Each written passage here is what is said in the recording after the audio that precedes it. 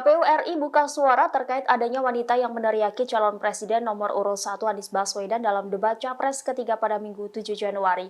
Anggota KPU Agus Melas mengatakan sosok perempuan tersebut masuk arena debat menggunakan akses undangan KPU. Sebelumnya, wanita tersebut mengaku bahwa dirinya mendapatkan undangan dari Hashim. Namun hingga saat ini KPU masih belum mengetahui identitas dari perempuan tersebut. Ia menjelaskan bahwa perempuan itu langsung ditindak di lokasi seusai melontarkan kata umpatan kepada Anies.